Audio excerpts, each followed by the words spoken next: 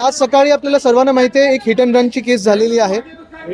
महत्त्वाची गोष्ट म्हणजे जो चालक होता तो फरार झालेला आहे। आता सगळे वरिष्ठ पोलीस अधिकारी इथे आलेले आहेत। सीसीटीव्ही वरनं जे काही त्यांना मिळू शकलेलं त्यांनी ते घेतलेलं कैद केलेलं आहे।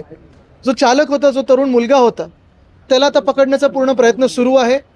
आमचं म्हणणं हेच राहील की ह्याच्यात तो लवकर पकडला पाहिजे आणि त्याला कडक शिक्षा झालीच पाहिजे। पण ह्या पुढेही जाऊन मला वाटतं आपल्याला आठवत असेल मागच्या वर्षी देखील मी अधिवेशनात बोललो होतो की मुंबईत गाडी चालवण्याची जी पद्धत आहे ती बिघडत चाललेली आहे।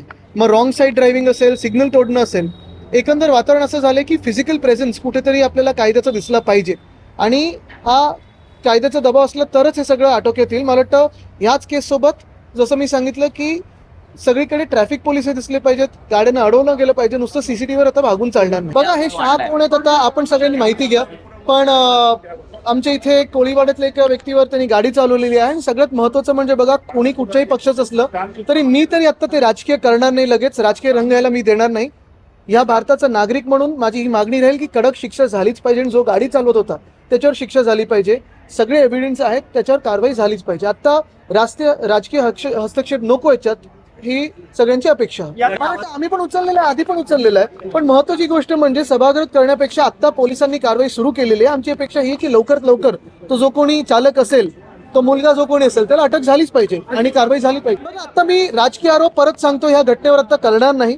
जरी ती व्यक्ती कुठच्याही राजकीय पक्षाची असेल किंवा गद्दार गटाची असेल त्याच्यात मी जाणार नाही। मला वाटतं महत्त्वाची गोष्ट हीच आहे, आता पोलिसांकडून एवढंच अपेक्षा आहे की कडक कारवाई व्हावी। मी तुम्हाला परत एकदा सांगतो, हे आमचे संस्कार नाही की प्रत्येक गोष्टीला राजकीय करायचं। जरी गद्दार गँग मधले असले, जरी कुठच्याही पक्षाचे असले, तरी एक महत्त्वाचं आहे, मी सांगेन की ह्या शहाला पकडलं गेलंच पाहिजे। त्यांनी आमच्या इकडचे प्रदीप नाकवाजी यांच्या बाईकवर जी गाडी चालवली आहे, हिट अँड रन मध्ये केलेलं आहे, ते चुकीचंच आहे आणि माझी अपेक्षा हीच राहील की कुठूनही वरिष्ठ नेत्यांकडून फोन येऊ नये। जर आलाच तर कारवाई कुठपर्यंत गेलेली आहे आणि त्या मुलाला पकडले की नाही ह्याच्यावर